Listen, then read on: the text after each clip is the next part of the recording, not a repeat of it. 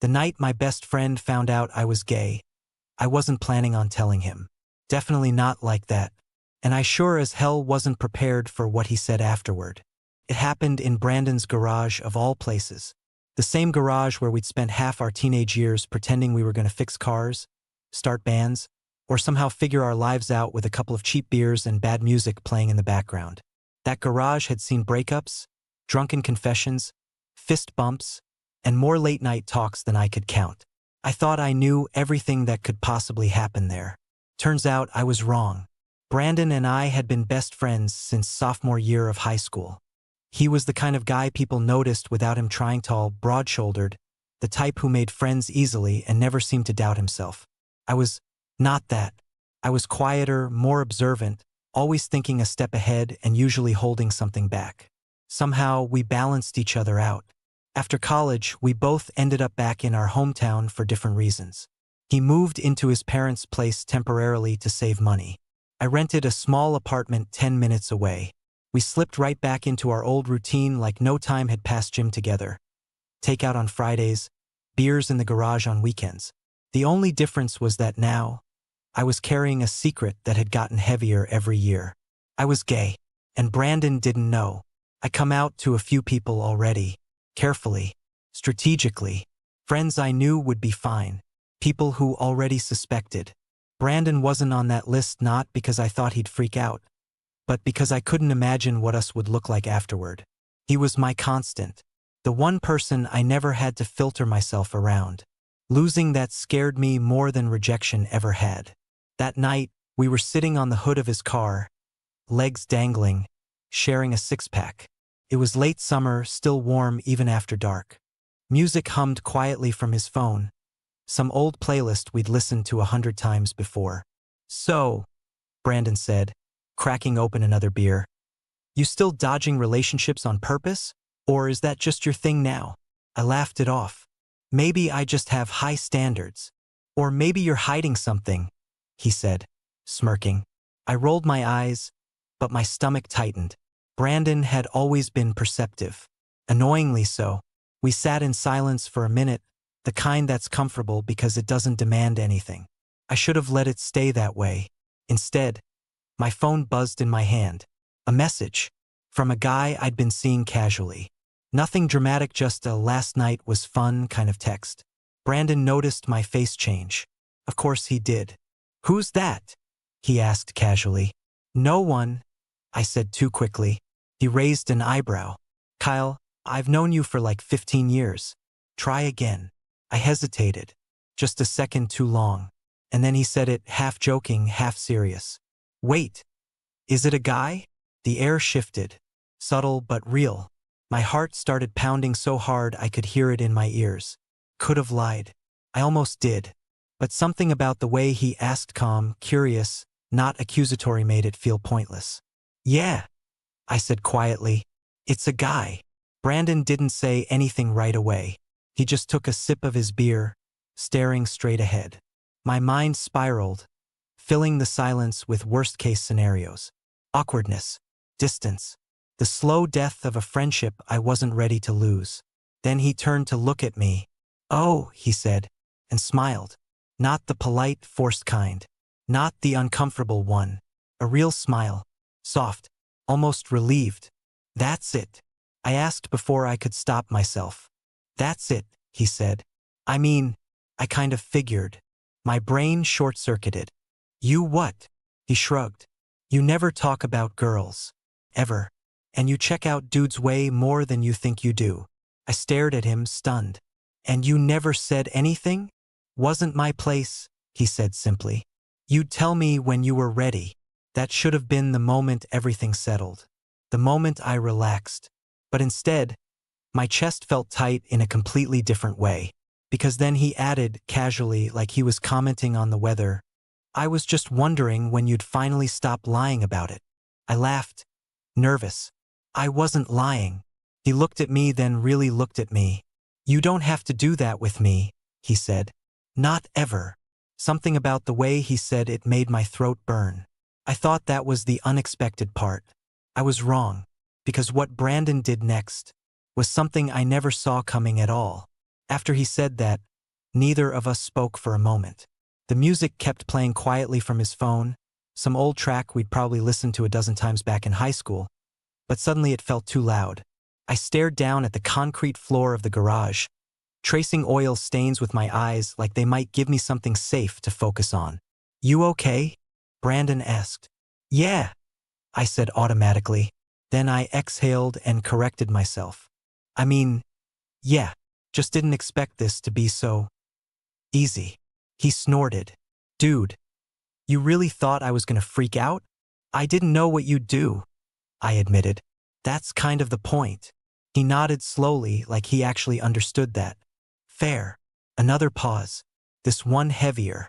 "So," he said finally, leaning back against the windshield. "How long?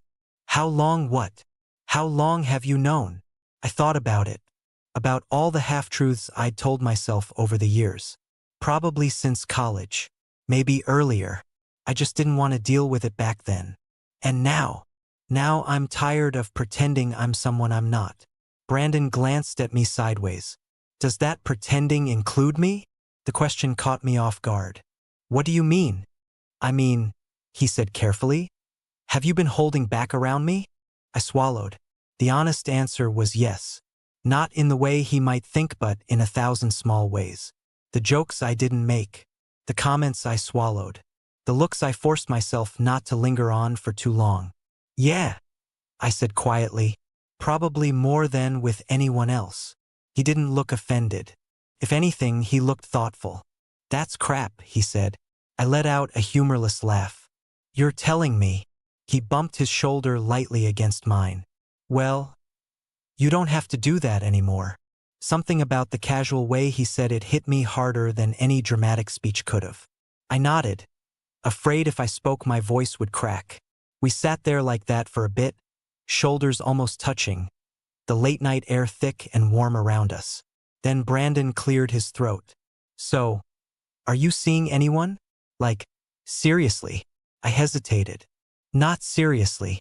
Just getting my feet wet, I guess." He smirked. "Figures. What's that supposed to mean?" "You've always been cautious. Overthinking everything." He paused. "You happy, though?" I considered it.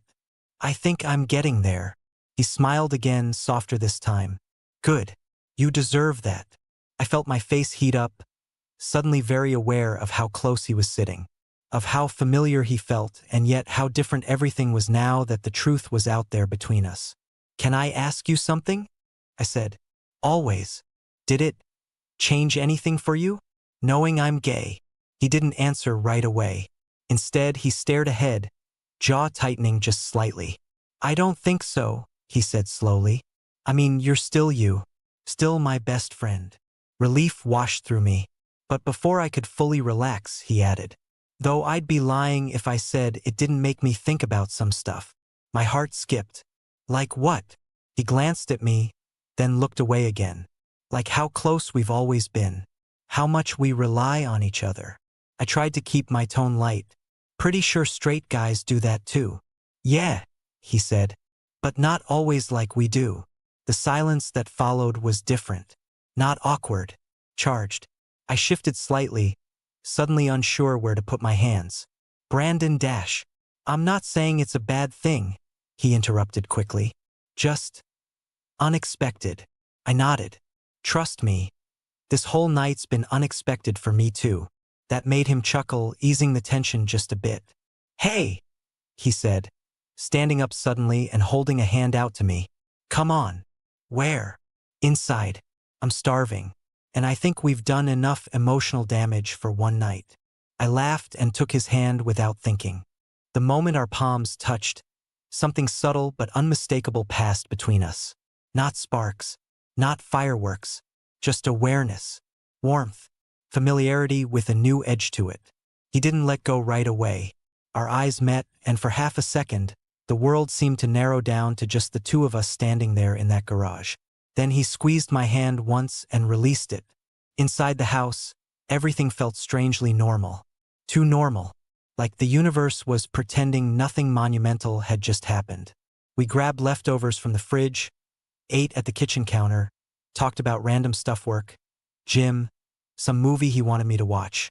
But underneath it all, there was something else now. A current running between us. When I finally stood up to leave, Brandon walked me to the door. "Hey, Kyle," he said. "Yeah. I'm glad you told me." I smiled. "Me too." I stepped outside, the night air cooler now, clearer. As I walked to my car, I felt lighter than I had in years. What I didn't realize yet, what I couldn't have realized, was that coming out to Brandon wasn't the end of something. It was the beginning. I didn't sleep much that night. Not because I was anxious, surprisingly. I wasn't, but because my brain wouldn't shut up. Every little moment kept replaying on a loop. Brandon's smile when I told him. The way he'd said, "You don't have to do that with me." The weight of his hand when he pulled me up off the hood of his car. Nothing had happened. And yet, something definitely had. The next morning, my phone buzzed at 8:17 a.m. "Brandon, you alive?" "Brandon, or did coming out take all your energy?" I smiled before I could stop myself. "Me barely. Me, emotional exhaustion is real." "Brandon, dramatic." "Brandon, gym later?" Same Brandon. Same routine. And somehow, not. At the gym, everything felt normal on the surface. We lifted, joked, talked shit about the guy hogging the bench press. But I was hyper-aware of him in a way I'd never allowed myself to be before. The stretch of his shoulders when he reached for the bar. The way sweat darkened the collar of his shirt. How close he stood when he spotted me. His hand hovering at my waist. Ready. I told myself I was imagining things. That I was just newly out and projecting. Still, when his hand brushed my lower back, barely there, probably accidental, I felt it everywhere. "You good?" he asked, noticing I'd frozen mid-rep. "Yeah," I said quickly. "Just distracted." "By what?" he asked, half smiling. I met his eyes. Held them for a beat too long. "Life," I said. He didn't push. He never did. After the gym, we grabbed smoothies like always. Sat in his truck, music low, windows cracked. The silence was comfortable, but loaded. "You ever wish," Brandon said suddenly, staring out the windshield, "that people were just honest from the start?" I turned toward him. "About what?" "About who they are. What they want." He shrugged. "Would have saved a lot of confusion." My heart picked up speed. "You confused about something?" He glanced at me, then away again. "Maybe." I waited.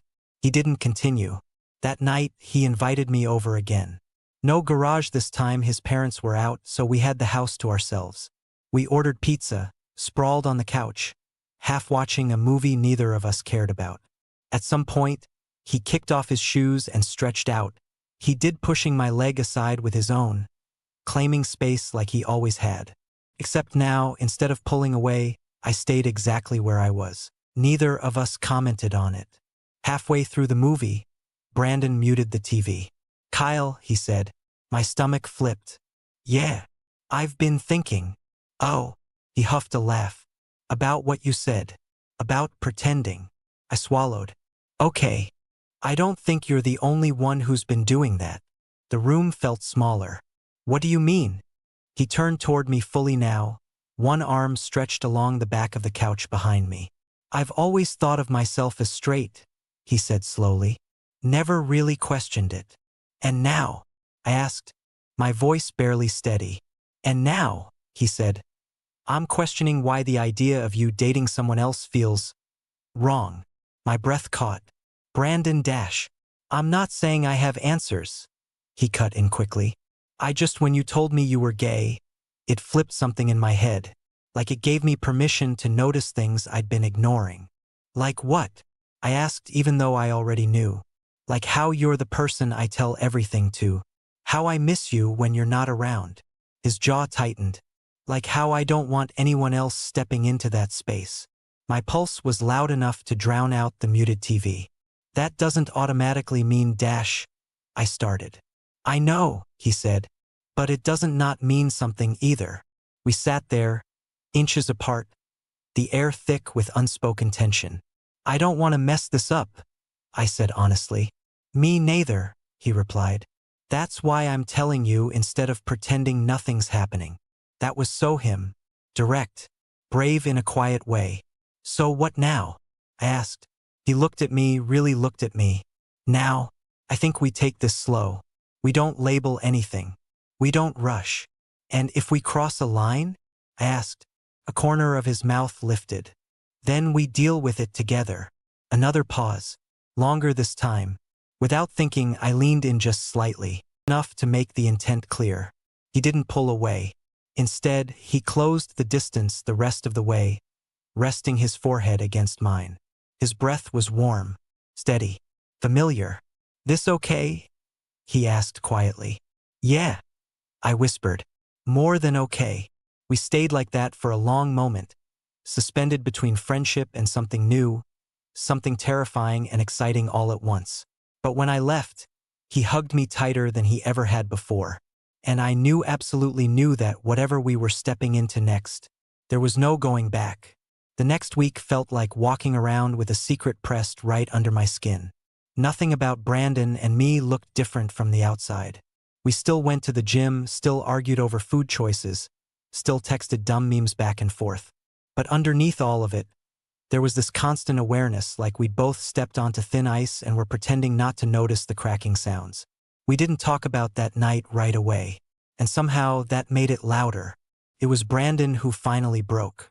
We were driving back from the gym, his truck smelling faintly like sweat and protein powder, windows down, late afternoon sun cutting through the windshield. "You thinking about it too?" he asked suddenly. I didn't pretend not to know what he meant. "Yeah. Good," he said. "Thought I was losing my mind." I laughed, but it came out tight. "Same." He drummed his fingers on the steering wheel. I keep replaying it, wondering if I imagined the tension, or if You didn't imagine it," I said quickly. He glanced at me, eyes searching my face. "Okay." That single word carried more relief than it should have. That night, he asked me to stay over. Not in a casual crash on the couch way, but deliberate. "You don't have to," he added.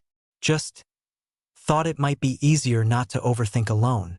I agreed before my nerves could talk me out of it. We ended up in his room, sitting on opposite sides of the bed like teenagers who didn't know what to do with their hands. The light was low, his window cracked open, night sounds drifting in. "So," he said, exhaling. "Rules?" I blinked. "Rules? Yeah, boundaries. So neither of us freaks out later." I appreciated that more than he probably realized. "Okay. No pretending this didn't happen," he said first. "If something feels off, we say it." Agreed. "No pushing each other into labels." "I'm not there yet." "I'm not asking you to be." He nodded, visibly relaxing. "Nervous?" he asked. "Terrified," I admitted. He smiled softly. "Same." That honesty did something to me. Made everything feel safer. "Can I dash?" he started, then stopped. "What?" He lifted a hand slowly, palm up between us. "Can I hold your hand?" God, just the fact that he asked.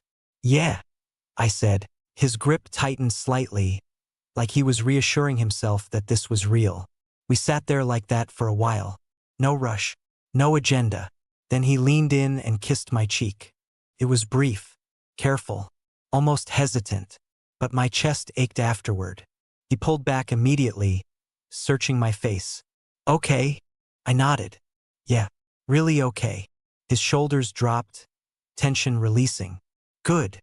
Then he laughed under his breath, and I did too, and suddenly the tension cracked open into something warm and real. When I woke up the next morning, Brandon was already awake, watching me. "That's creepy," I said, smiling.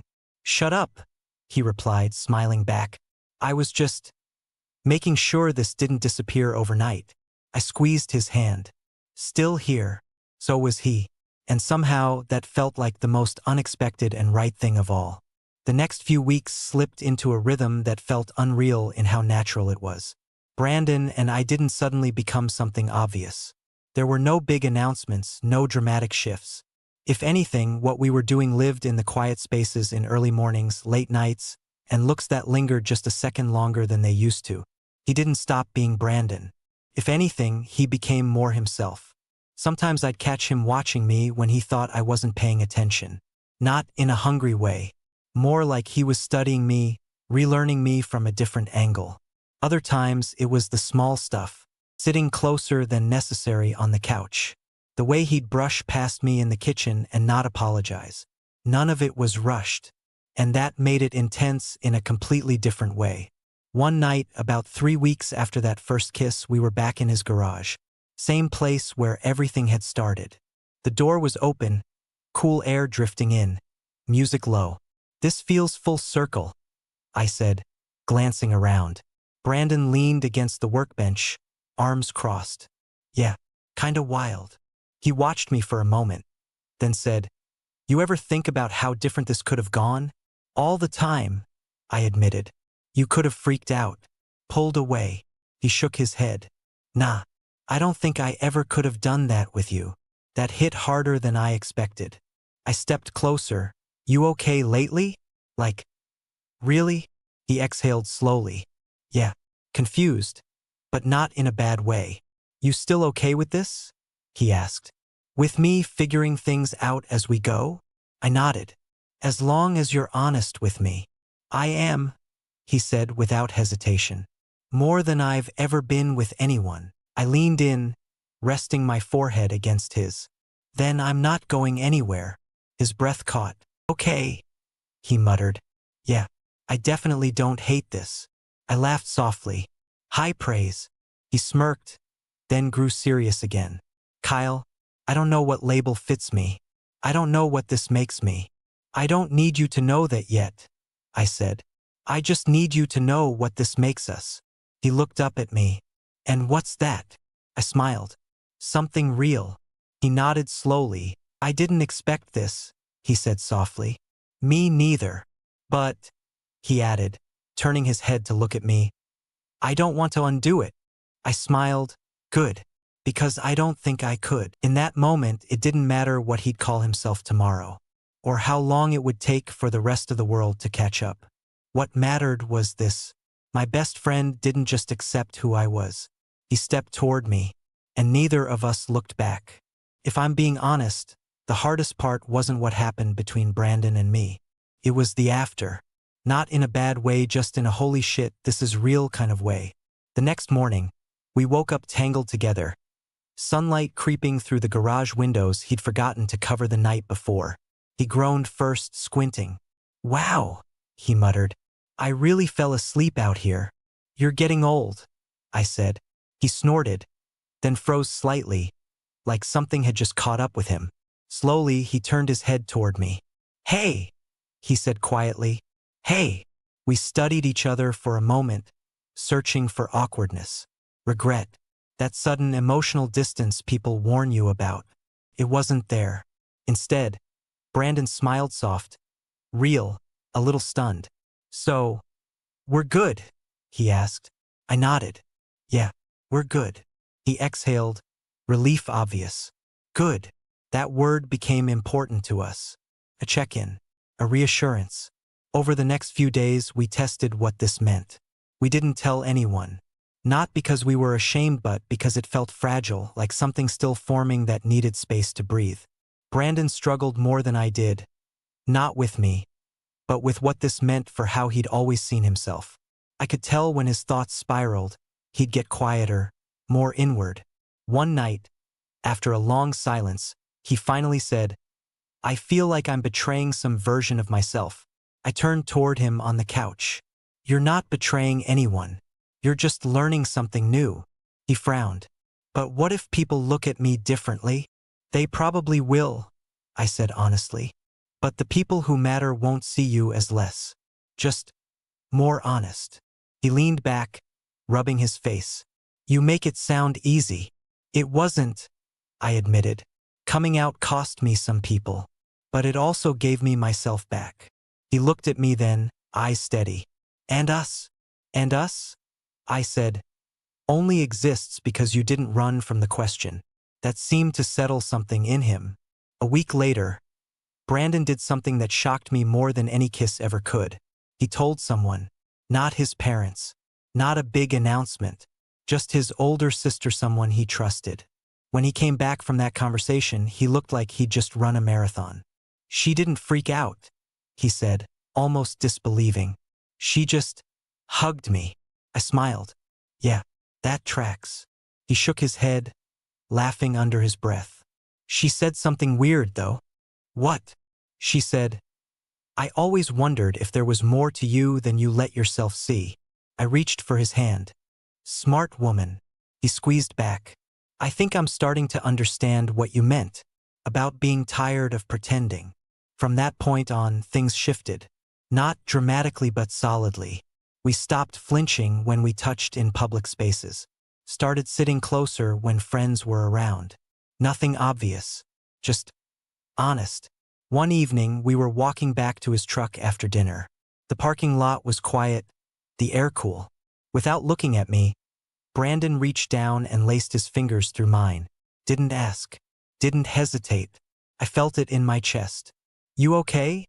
He asked, still not looking. Yeah, I said, squeezing back. I'm really okay. He smiled then, wide and unguarded. That's when I realized something important. This wasn't just about my best friend reacting better than I expected. It was about both of us becoming more than we thought we were allowed to be. And once that door opened, neither of us had any desire to close it again.